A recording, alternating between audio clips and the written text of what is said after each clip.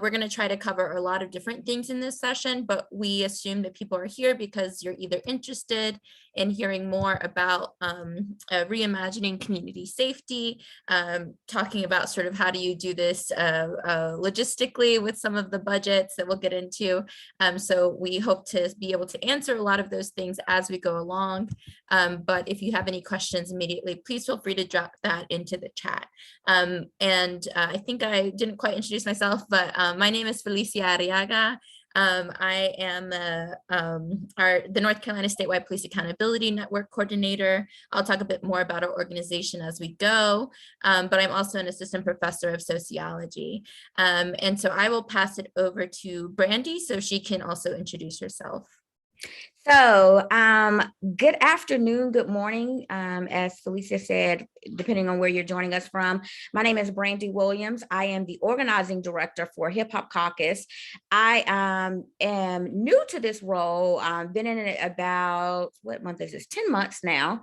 But I have been a community activist, and I've also worked in local government for about 20 years. So I bring both sides of the coin to the conversation today, and I'm looking forward to being able to share with you guys.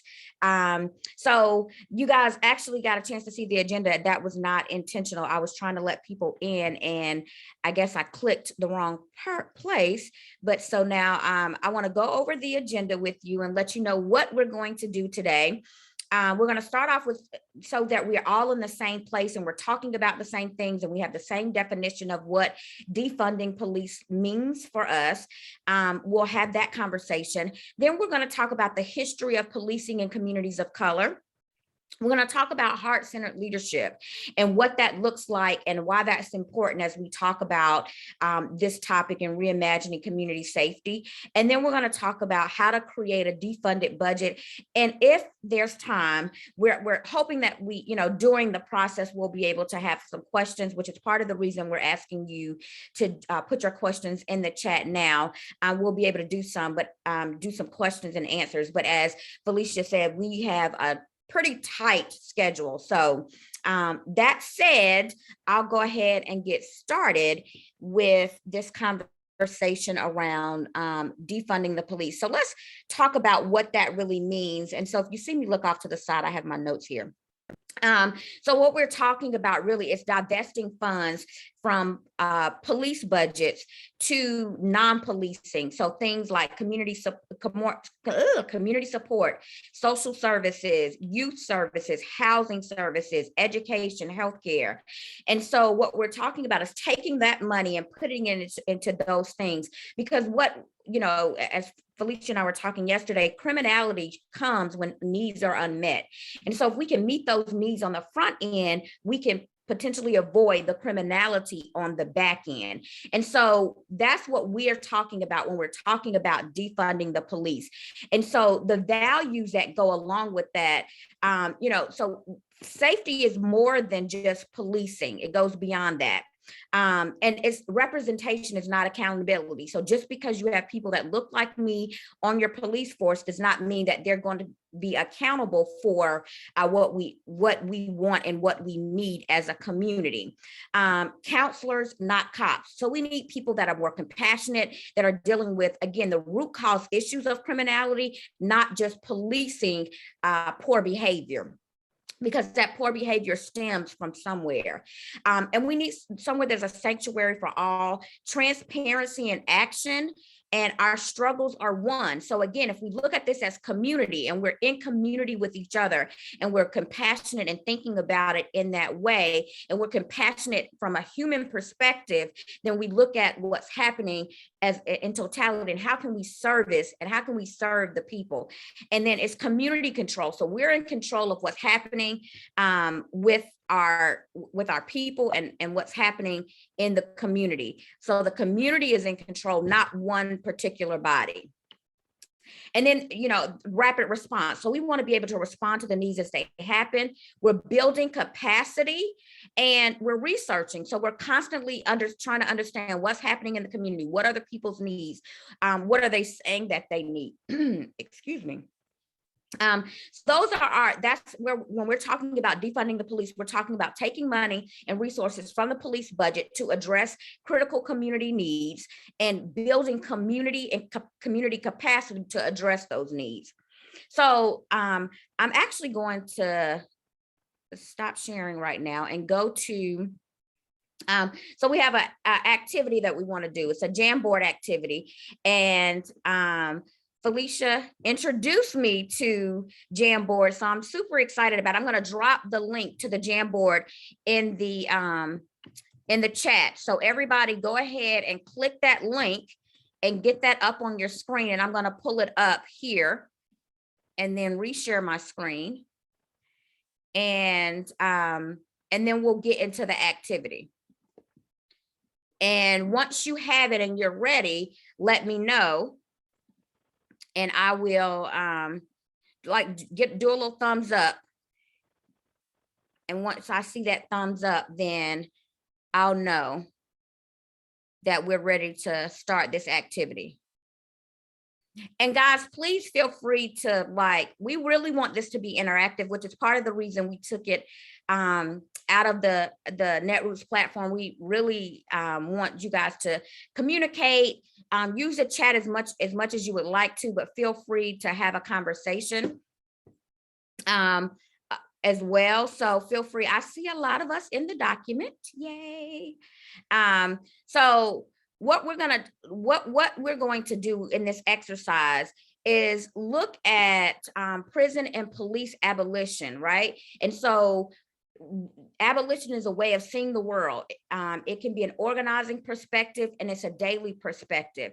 And so what we're trying to do is minimize the reach of the prison industrial complex in our organization, in the work that we do collectively. And so what we want to do is kind of think about how we think about abolition and defunding the police from our personal perspective, from our organizational perspective, and then where we think our organization should be in thinking about that, right? So we want to be able to do that with all of this. So what you're going to want to do is use this sticky note here as you go through these things, and you're going to place a sticky note. So take a sticky note and place it where you believe you are on the spectrum.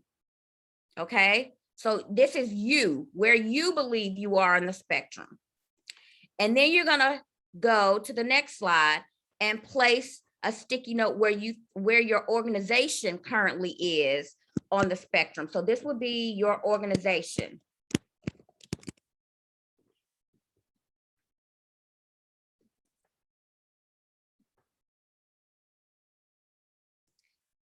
And then this is where you think your group or organization should be on the spectrum. All right, so I'm gonna give everybody about a minute to go through the slides and place your sticky notes where you think they should be, and then we'll come back and talk about that in a minute. So I have 109, so at 110, we're coming back to talk about it. And it might be 111 because I'm not sure. Yes, 110 now, so 111, we're gonna come back. I had a feeling that we were, Brandy, Josh was asking if you could quickly just repeat where the sticky notes are and how to access those. Sure. Okay, so the sticky notes are here on the left side, right here, if you can see my cursor. So this it's 1, 2, 3. It's the fourth down. So look on the left side of your monitor and just click on it. Yeah, okay, cool.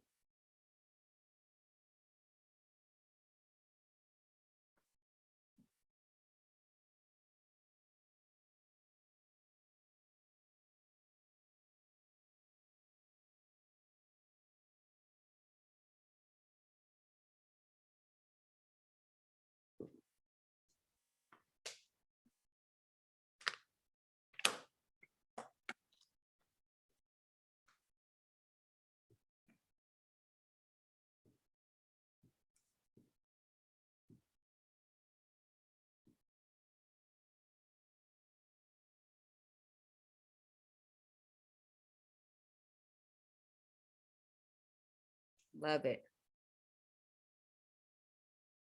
Has everybody gone?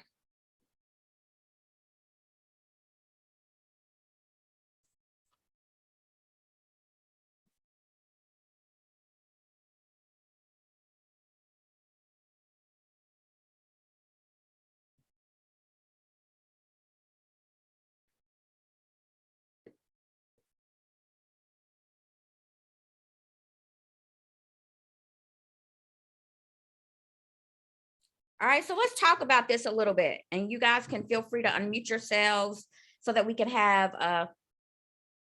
a full discussion. It looks like most of us are on this side where community power should exist outside institutions, and we're looking at police abolition. There are some people that are a little closer to community power within existing institutions, but none of us are looking all the way on the other side and relying on police to serve and protect as our personal opinions. So anybody want to share a little bit about where they are on the spectrum, and why you're on where you are personally?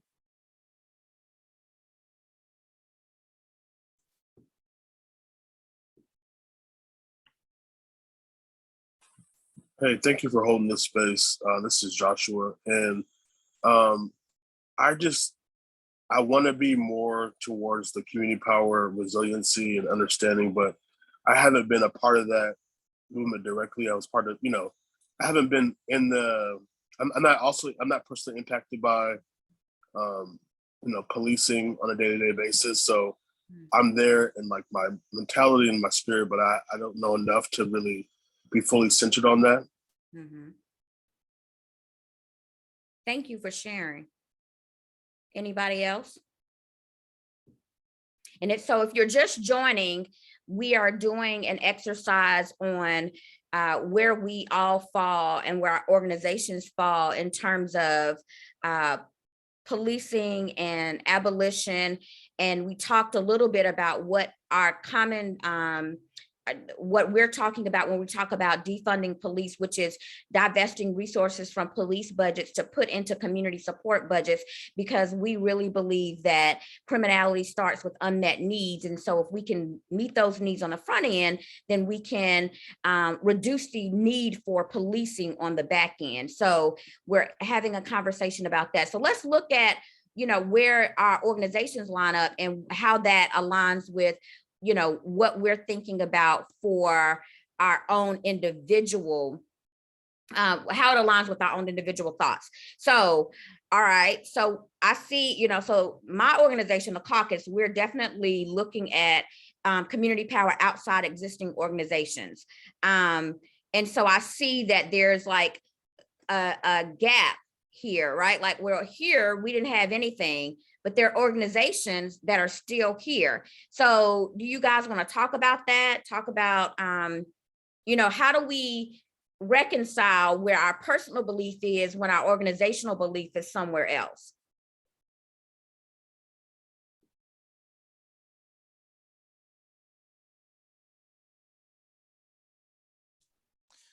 This is Chris. I'm one of the organizations there, closer to relying on police, and it's one of many areas where my personal values might be different from the organizations. In conservative Indiana, even what might be a Democrat elsewhere is probably closer to just really traditional understandings of what law enforcement are and like what the importance of their role in the community. So it's a real there's a real gap there. If that answers the question. And so how does that make you feel, and how do you deal with that? Because I've been in those situations as well, and it's a difficult place to be, right? To know that the organization is not where you are, and so how do you reconcile that personally? Yeah, I mean, some days I just want to go for it and yeah, like take a concept like safety goes beyond policing and like just try to bring that to as many people as possible. And then other days I'm resigned to incremental small improvements where I can find them and hoping that adds up over time. Awesome. And what organization are you with again? It's the Wayne County Democratic Party in Indiana. Yeah. Oh, okay. Awesome. Awesome. Thank you for sharing and thank you for being here. Anybody else want to share before we go to the last slide? I'd like to. Okay. So I just recently moved to Savannah, Georgia. I've lived all over the country, so I've witnessed kind of the system everywhere, I feel like. And I've been a community organizer for several years now. And I'm just now trying to get plugged in here and learning about more how this community works. Yet the thing that I've seen, regardless of liberal, conservative, or where on the spectrum anybody is, that the local communities still very much rely on the existing police services. And I want to help kind of move that conversation along and get us moved towards the community power, because I mean, we've all seen too many people harmed by the existing systems, and that needs to change. Right. Thank you for sharing. Thank you for sharing. I'm getting, I had goosebumps from this conversation, just because I'm so like excited about where we are and just hearing your voices and the alignment that we have. And I'm gonna share more when I talk about heart-centered leadership, with an experience that I personally had when working with the school system and watching the prison industrial complex like literally play out in front of my eyes. And so, you know, just for us to be able to pay attention as we go through our work, and in the institutions that we work in, to identify places where this happens. So, all right, let's move to the last slide. So where should your group be on the spectrum? And I see like a lot of people, we're moving toward that community power outside existing institutions, and that's definitely where we'd like to be. So does anybody want to share quickly about why they feel like this is where they should be? I think we've had some good conversation around why, but I definitely, you know, want to open it up in case anybody wants to share a little bit around that.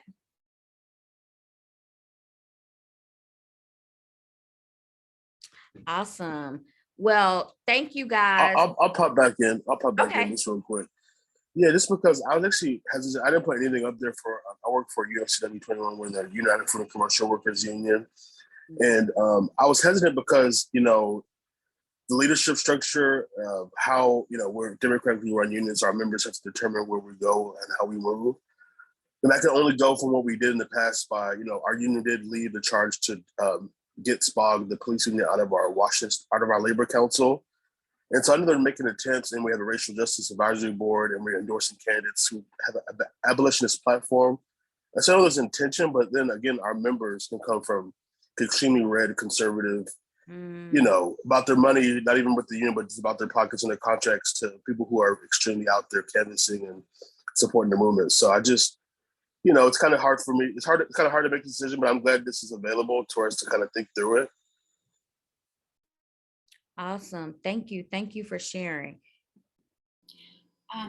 Hi, Sophie here with Jews for Racial and Economic Justice in New York City. And also my colleague Leo Ferguson is here as JFRG NYC, just for transparency in case that's confusing.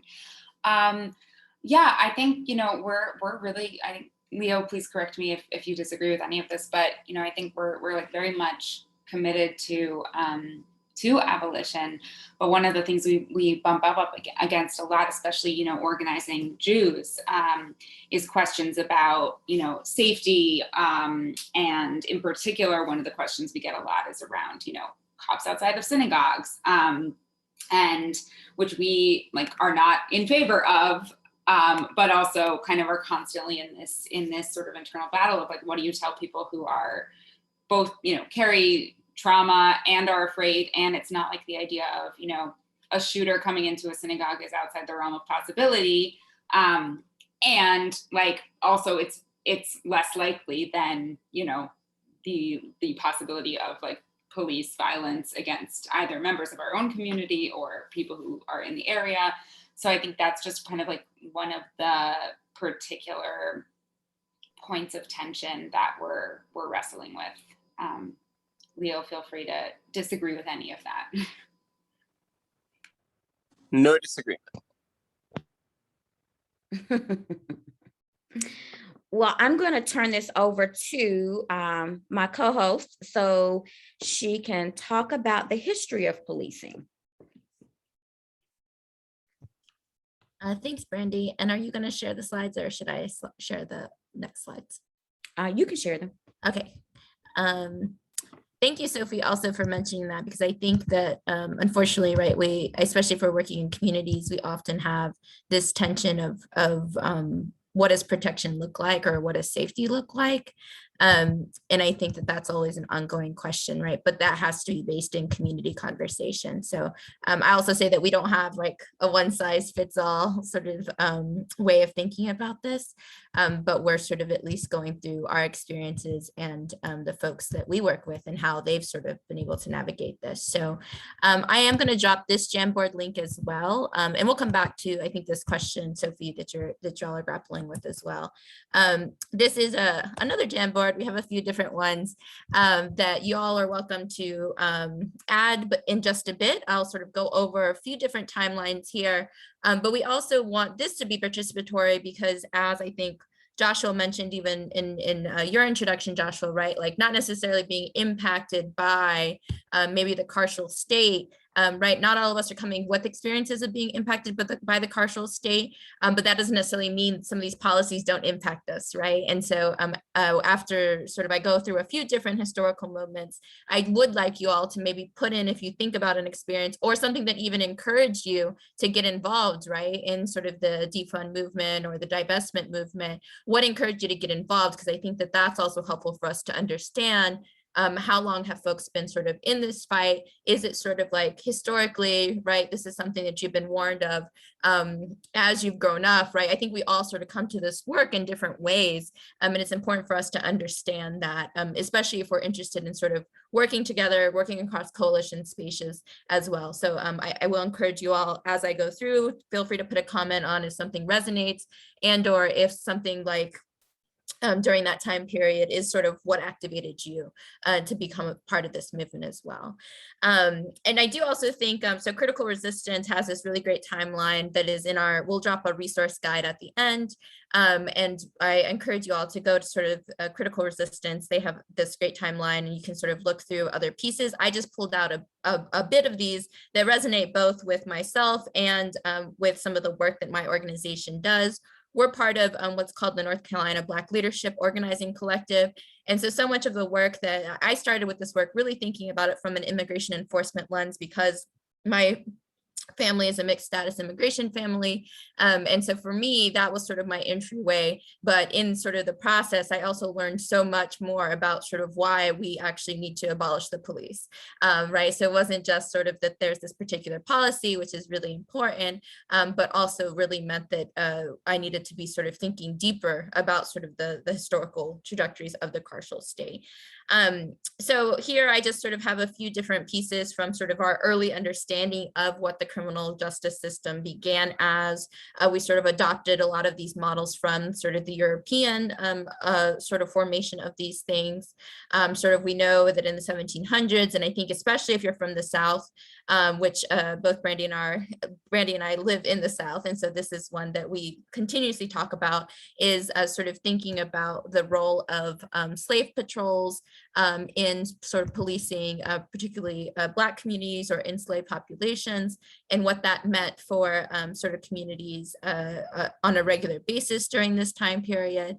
And so that's sort of the trajectory that we see, and for so many of us in the South too, this has to sort of continue in the discussions of what it means for law enforcement, particularly in the South, to either separate themselves from that history, and whether that's even a possibility, right? So we sort of encourage folks to really critically think about that as well. It's not really until sort of the mid 1800s that we start to see this type of establishment of like police formations, and really in bigger cities, right? So if we think about sort of the history of this country, where we start to see more sort of industrialization happening, we see that sort of this is more sort of prominent in places like Boston, and other sort of places as well. I'll also say too, to the point that I think Joshua, I think it's the example you gave is such a poignant one and relevant one, because we have to think about too, when have sort of law enforcement agencies, or sort of like the state represented through sort of law enforcement agencies, when have they actually been brought in to suppress different things like strikes, different sort of forms of organized labor, right? And so there's just really important sort of components of that we see, not just in the South, but also across the country, right?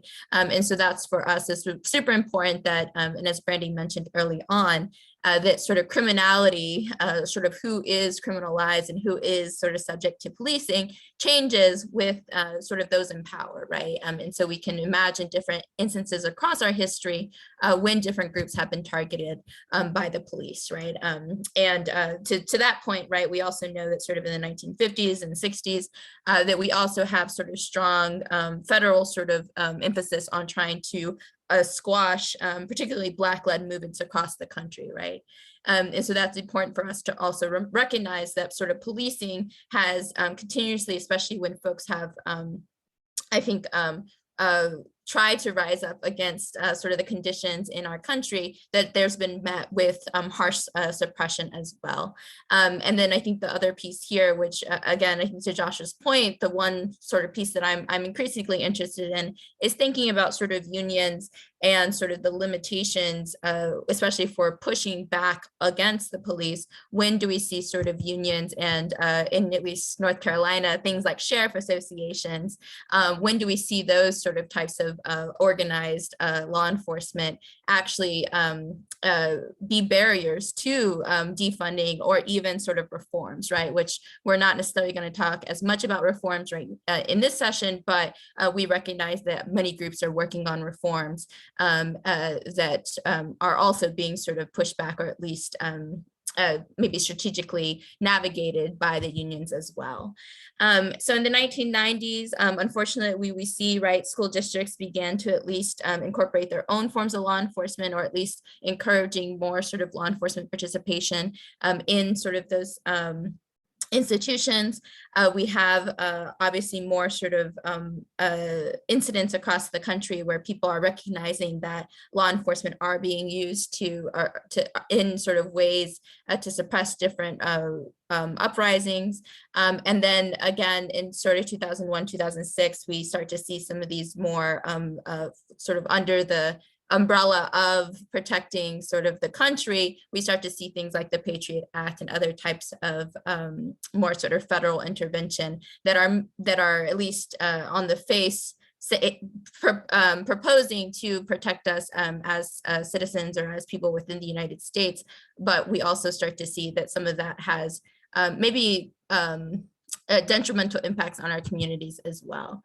And so this leads us sort of to 2010, or at least in some of the space of the 2000s, where we start to see too some of these like pretty harsh immigration enforcement proposals across the country. And again, I sort of put this one here because this is, for me, some of the pieces of our history that really encouraged me to take a look at what my sort of stance was on this. And so many of you might be familiar with the sort of draconian anti-immigration laws that we really start to see popping up in Arizona, tied to especially Sheriff Joe Arpaio, and some of the continuing ripple effects of some of that work too.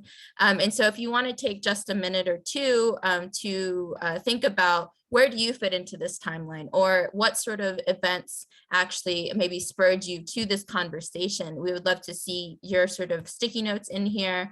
If you want to sort of put something in here. I think unfortunately for a lot of the groups that we work with in North Carolina, the reason that they got involved with even thinking about sort of defunding the police or sort of accountability systems for law enforcement is because their loved ones were murdered by the hands of the police, right? Or by or in jails or at the hands of the carceral state. And so for us, that's really something that we try to center in our work, is just making sure that those people are the ones who are actually centered in some of the decision making when it comes to these things. So if you have something that's significant that you would like to put on the timeline, please feel free to do so. And you can sort of put your sticky note on, again, it's on the left-hand side. You can write in sort of your event here. And Ashley, I think I see your hand raised. Yeah, hi, my name's Ashley, pronouns she, he, they. I live in Allentown, Pennsylvania. I noticed that I'm with the organization Lehigh Valley Stands Up.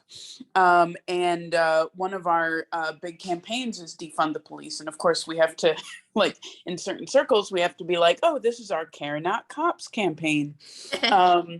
And something that Sherry said in the chat is something that I've seen a lot here, is that we have a lot of people that were really radicalized with us after last summer because of what happened to George Floyd.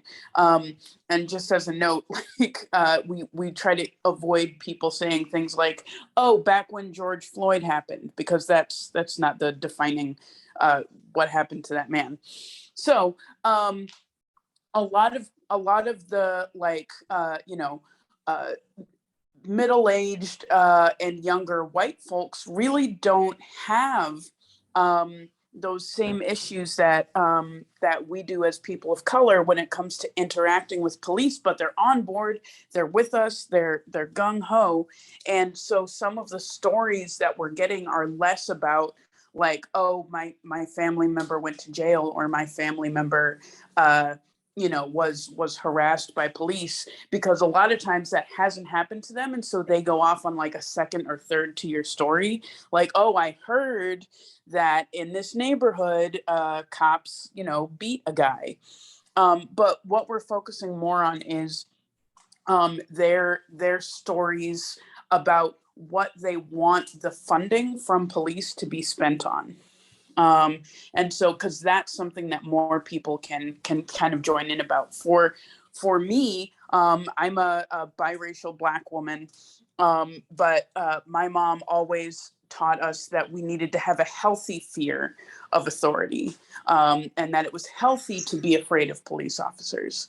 And so even like changing that narrative is really big. And so I just wanted to kind of throw that in there. It's like when we see the people that made the news for being murdered, that is often sometimes our entry point into doing this work. And we shouldn't be ashamed of that, because that's part of the reason why we take to the streets, because we want to let people know that this happened.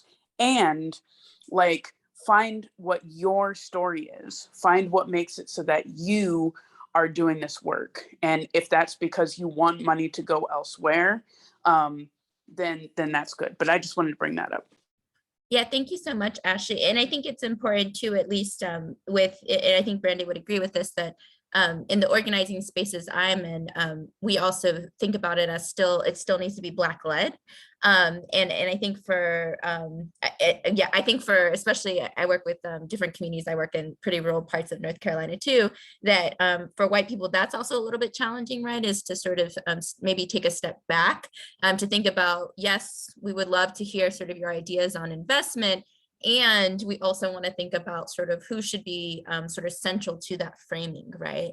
And I think that that's actually consistently been challenging for us because, again, the experiences may be different, but at the end of the day, we sort of, I think we, at least from this perspective, for this sort of particular workshop and training, we at least want to make sure that it is sort of Black led, that like the sort of investments are going to support Black folks the most, because those are at least historically the folks who have been at least marginalized, particularly by sort of the carceral state, right? And so I think that that's really important, Ashley, for your point, right? I think we, I mean, the murder of George Floyd, I think we can think about this in bigger organizing space about sort of the sort of election of the Trump administration, right? The Trump administration, and thinking about too, like how that sort of encouraged so many folks to get involved in organizing work in various ways. But I do want to make sure that we recognize that there should be sort of room for folks who are most sort of impacted by this to be part of that discussion too, or at least to lead the discussion, in my opinion. I also see that a few folks have put into the chat your story, right? So unfortunately, the murder of Black boys and men has sort of encouraged folks to sort of get involved, which we greatly sort of, I think, need in this moment, and sort of seeing their criminalization, and unfortunately some of your own children, right? And I think that that's important for us to make sure that we're centralizing and centering in this conversation.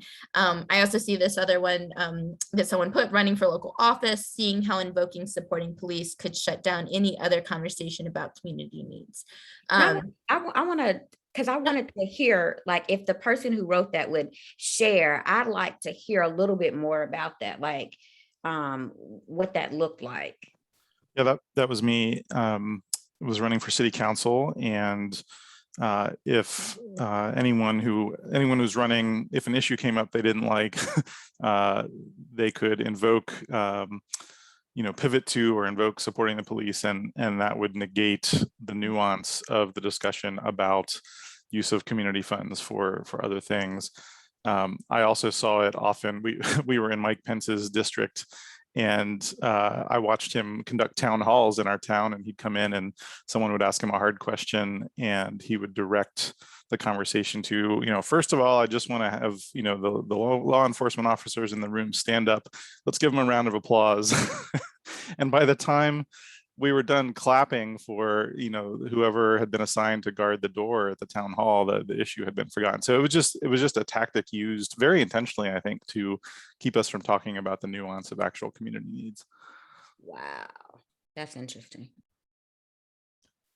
Yeah, and I think we'll come back to that. So I'm going to stop sharing my screen now and pass it back to Brandy so we can talk about what do you do in those situations, right? So how do you actually sort of intervene or it sounds like, Chris, you've been in many of these sort of positions. So thank you so much for sharing that. I think we're going to try to encourage folks to think about this from a heart leadership perspective. So Brandy, I'll pass it back to you. Oh, you're on mute, Brandy. Myself, my bad.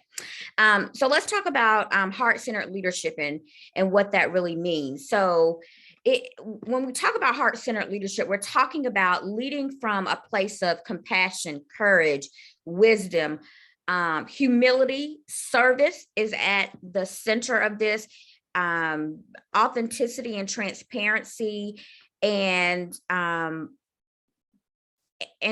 so even before I was introduced to heart-centered leadership, so my background is in public relations, but this has always been, like, for me, a place where we started all of our work, right? So it really looks like how we build community with each other. And so I would say of these, the things that are really important is for us to think about compassion and having the courage to stand up, and just always being able to bring our authentic self to the conversation. And so the principles of heart-centered leadership, maintaining self-esteem, yours and that of others, replacing blame with responsibility, and really thinking about how I can come to this conversation without any judgment, not making any assumptions. So we're asking more questions than we are pointing the finger. We're understanding our impact in the situation. So how much impact we have, or how do we build capacity to have impact? We're taking care of ourselves in the process. So again, maintaining your self-esteem is a huge part of practicing self-care. And then so questions that you should ask yourself when you're thinking about a situation. What do the people I serve tell me they need, right? Because again, this is all about community needs. What do the people need? How can I remove roadblocks so that I can serve them better? How can I support and advocate for them? What values do I hold that are counter to what the community wants? Because again, when we show up to advocate for them, we have to recognize our own limitations and where we are in the situation. So again, when we talk about being with an organization that's counter to what we believe, how is that impacting how we show up, or if it's counter to what we personally believe when we're going to serve the community, how does that impact how I show up? Is it better for me to partner or send someone else that may be able to represent them better? How have my experiences shaped how I lead and represent the community? And does the decision we're making as an organization align with the needs of the community? Again, if my organization is out of line with the community, where do we really fit in this advocacy space? So I'll stop there because we do we're going to go into some breakout sessions. We have 3 scenarios that we want you to think about when we talk about heart-centered leadership, and so what that looks like. So the first scenario, and I believe Felicia is going to put these in the chat. The first scenario is you are a community advocate or an organization serving as advocates for people in the community. Someone comes to you and lets you know that a 3rd grade student at a neighborhood school has been handcuffed and placed in a police car because he stole his teacher's phone. Using the heart-centered leadership strategies, how would you handle this? So our second breakout room will deal with this question. A person of color was killed last week at the hands of police. Using the heart-centered leadership strategies, how would you respond and advocate on behalf of the family? Finally, you're riding down the street and you see 5 cars with 10 officers surrounding a car with a Black man inside. Using your heart-centered leadership strategies, how would you respond? So we'll take a few minutes to talk about these in your groups, and then we'll come back and share. So we're going to put you in these groups right now. Okay, all the rooms should be open, and Brandy is going to be joining one of your groups, and I'll pop into the other 2. And we'll have 5 minutes.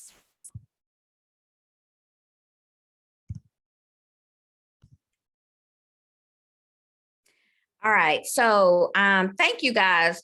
I was in the breakout room number 1, and we were talking about the 3rd grade students who got handcuffed and put into a police car for stealing a teacher's phone. The second was about a person of color that had gotten killed by at the hands of police, and how we advocate using the heart-centered leadership strategies, and then riding and seeing 10 police officers with 1 Black man, and how we advocate for that man. So let's start with scenario 3. Who was in breakout room 3 and would like to give us a little bit of what they were thinking about how to use the strategies?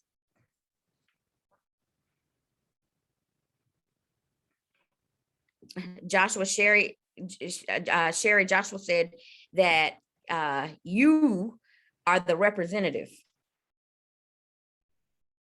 Okay, I'm busy trying to unmute myself. Thank you for that nomination, Joshua.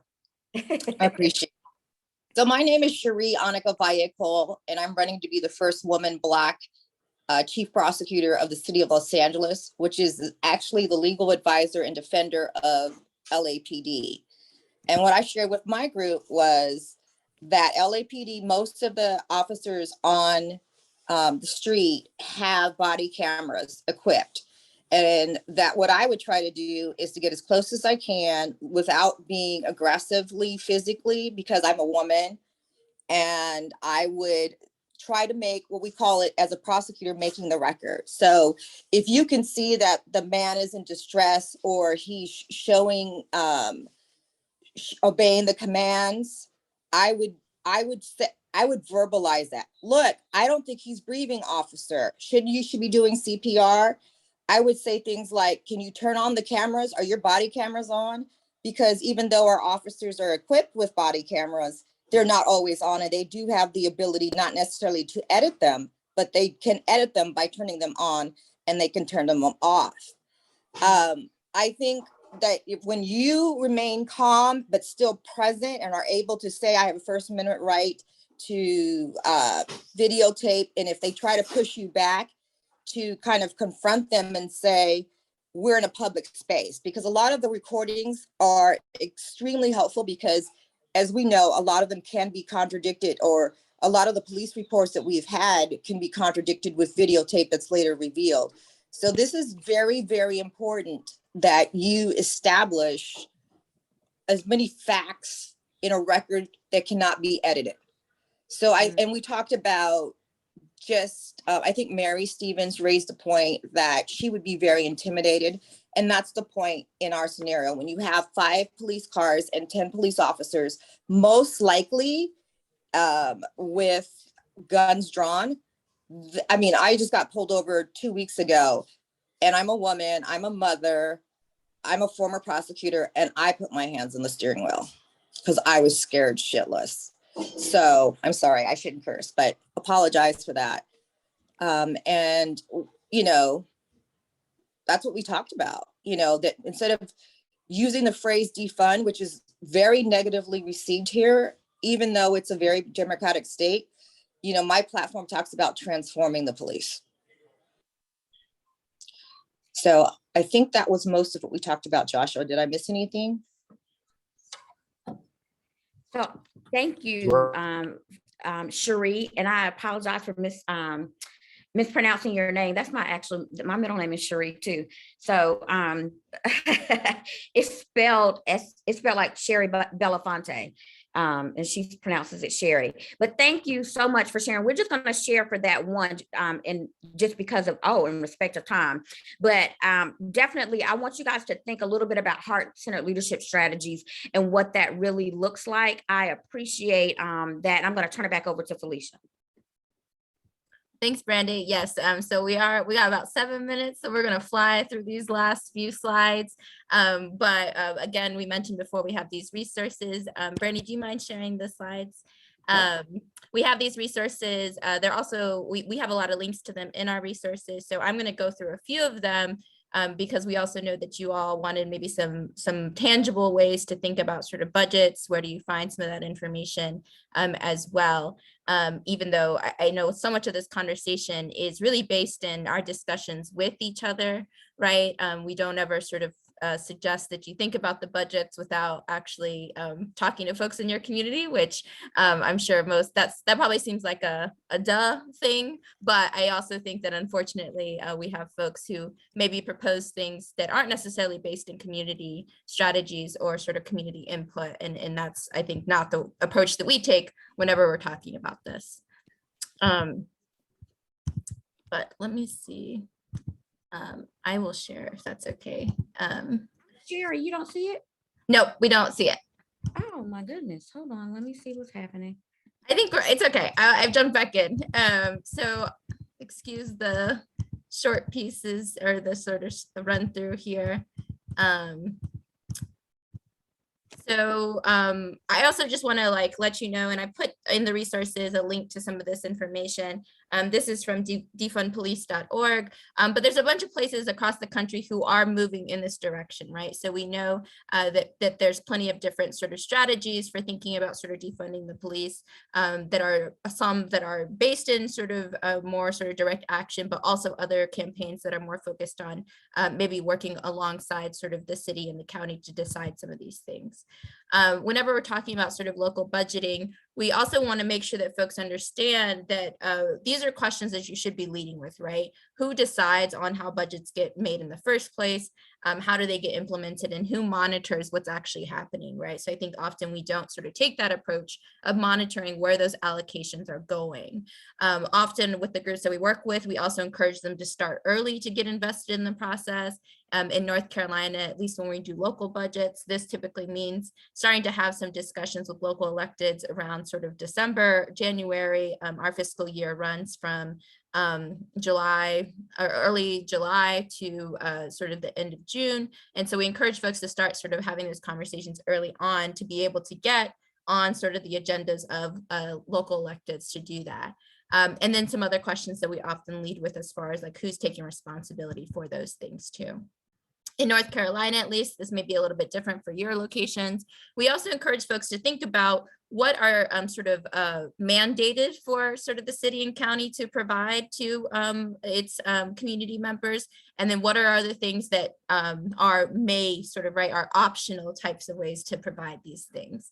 And so there's just sort of a list that we go through, and this is also helpful to for people to understand that there are different ways you can advocate for many of these pieces, right? And I also emphasize too that all of our law enforcement agencies are not sort of, cities and counties don't get created and it's mandated that they have law enforcement agencies, at least not in North Carolina. And so we also encourage people to think about where can you sort of put pressure on sort of that understanding, right? That these law enforcement agencies can be adjusted in many ways, because it's not a given that we have to have law enforcement. Law enforcement is really more of a sort of modern creation as we sort of think about that.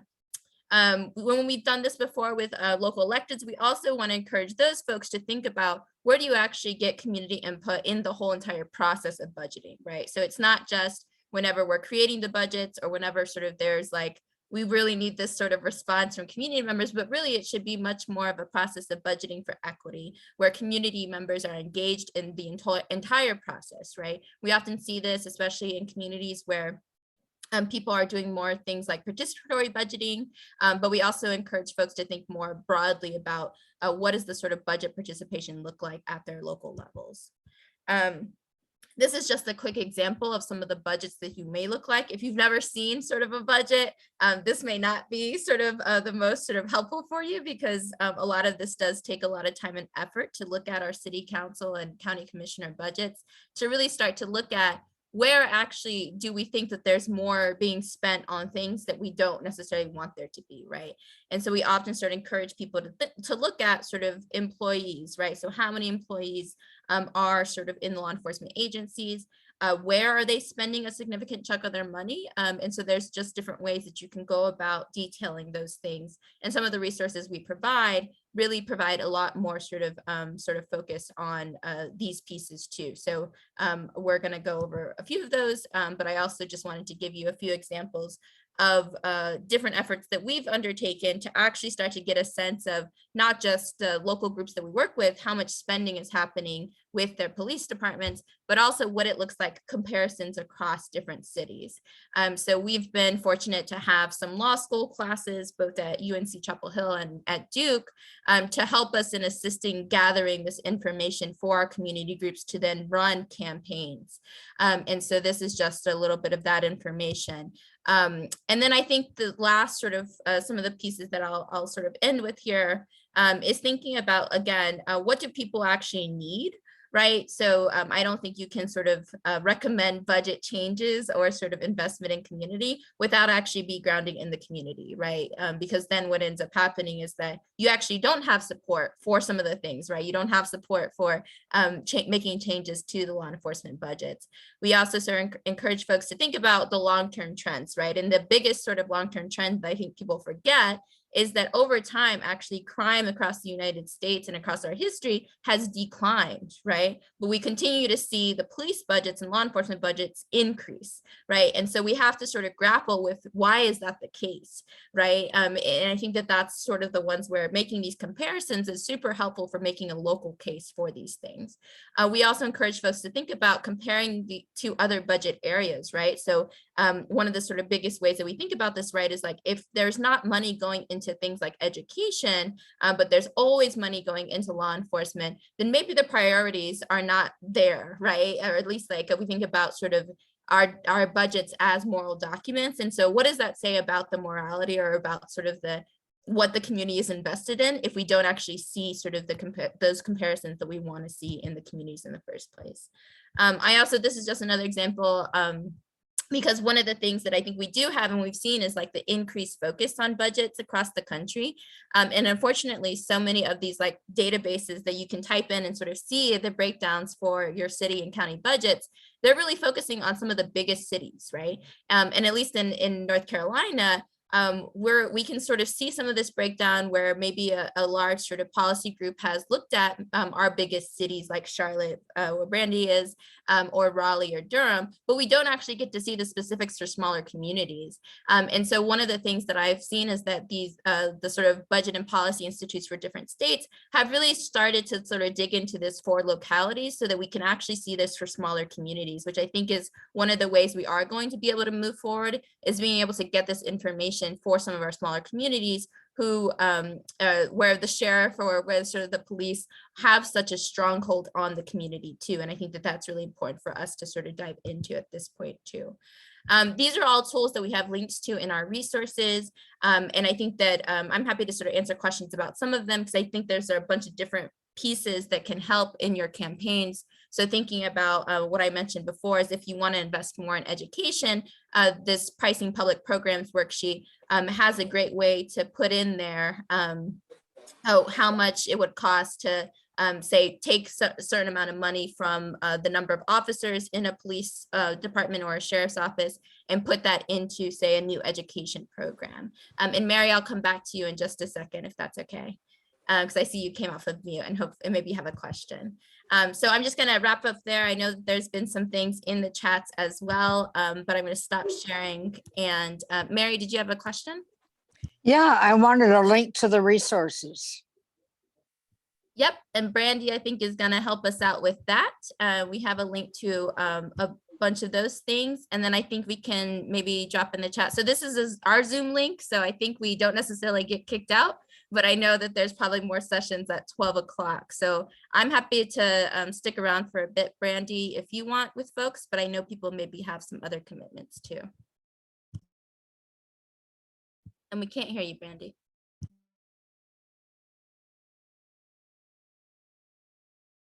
Sorry about that, guys. I was trying to get the resource link and I don't know what happened. Oh, here it is. All right, so let me drop that in the chat. And so it'll take you to a Google folder, and in the Google folder, you'll find the PowerPoint from today, as well as the resource guide. So you'll see a folder that says resource guide. There'll be a PDF in there, and then there are individual pages. So if, you know, in case you wanted to share an individual page and not the whole guide, you'll have that as well.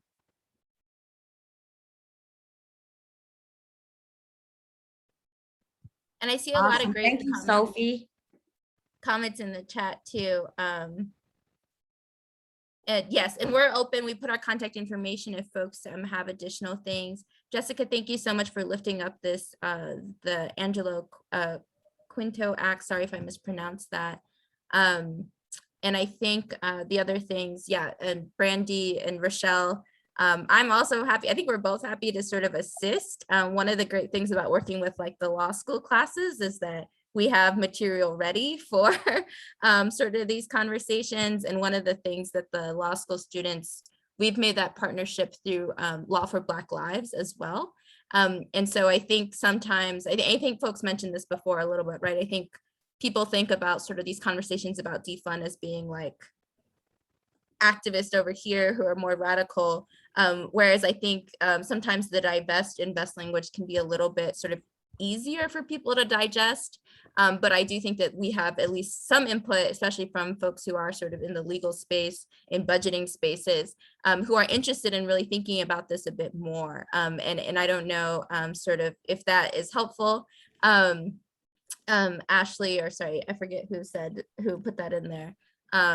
But I think that that's one of the things, or sorry, Rochelle, that sort of is helpful for us to think about too, right? Is that we can't do this on our own, and policy orgs especially are, I think, invested in thinking through this with us, which I think is something that is newer for me. And I feel like I also have some critiques of a lot of their models, but I think they've also been very honest that they don't have the sort of on the ground relationships that community organizers do, right? But they're trying to sort out, how do we do this partnership with legal fellows who are obviously need to do some of their clinic work?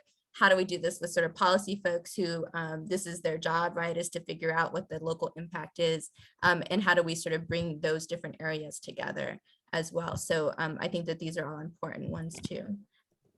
Are there any questions that we can take? I know we're a little over time, but anything that you guys want to share or ask before we formally leave today space? I can ask a question. Sure. Have you guys had much success with bringing in partners from other sectors around the invest part of like the invest divest work? So in other words, like convincing teachers, unions, or healthcare providers or anything like that their funding is directly competing with the police for funding and that they have a stake in this. Yeah, I can speak to that. And I forget what your name is because oh, I'm sorry. I should have renamed myself. That's Leo Ferguson. I also work at Youth for Racial and Economic Justice with Sophie, and I work closely with our Communities United Police Reform Coalition and another newer coalition called Black Freedom Project and some other cool stuff here in New York. Great. Yeah. And I will say I didn't sort of start off by, I helped co-create the Durham Beyond Policing campaign in Durham, North Carolina back in 2015. And that sort of has now, I'm no longer in Durham, but that now has sort of taken on a different iteration and gotten some additional funding from the city and county for a safety and wellness task force to actually dive into some of the sort of alternatives, quote unquote, to policing. And one of the things that I think was sort of instrumental in getting that campaign noticeable was actually partnering with the local unions to be able to encourage the city council and county commissioners to also increase their wages, right? And so I think that those partnerships, we've also in Raleigh, North Carolina, they've taken that approach in the past 2 years to also sort of work with local city workers to be able to make that sort of comparison, right? That like that needs to happen. I can drop some links to those sort of organizations. But I will say too, in the defundpolice.org, which I'll drop into the chat, but is also in our resources, they have a bunch of different examples of local campaigns and sort of who their partners have been. But I do think, especially if you're, or at least for the sort of commitment from Durham and Raleigh folks, the commitment was to think about how to best incorporate working class folks, right? So that's where, at least like for them, the partnering specifically was around some of those city workers and sort of thinking about the partnership with organized labor to be able to move those pieces. I will say, obviously, like that's complicated. I think sort of Joshua mentioned before some of the sort of work with the union there. And I will say that in places like more recently, I think like actually, I think Brandy, you may know more about this, but I think some of the union police union folks and the city workers in a different place in Charlotte, North Carolina, they actually just organized together to push back on like the vaccine mandate, right? So we also know that it's a complicated sort of history, right, of like when do sort of those unions and those sort of partners collaborate. But I think at least in Raleigh and Durham, that's sort of the route people took, was making sure it was trying to get those like partners together and making sure people understood that the folks who are most sort of policed or targeted are sort of like regular working class folks, right, who don't necessarily have the sort of means to move out of that form of policing that we might think of too. And so I think what you just asked, Leo, goes back to one of those heart-centered leadership questions that we asked about, how do we build capacity, or how do I create the opportunity for advocacy? And so I think sometimes we have to understand from a heart-centered place that if I'm being compassionate to the people we're trying to serve, that I'm not the best person or I need more support. And so how do I build that capacity, and being strategic and intentional about what that looks like in building out your group to make sure that you kind of get to that place that you get what you want in the end. That's great. Thank you so much. Are there any other questions before we go? I know we're like 11 minutes over, so. The resources have both of our information in it, I believe phone number and email, or at least email for sure. So feel free to reach out. Cherie, I'm really excited about what you have going on. So definitely will be following your journey, and whatever I can do to support you, please let me know.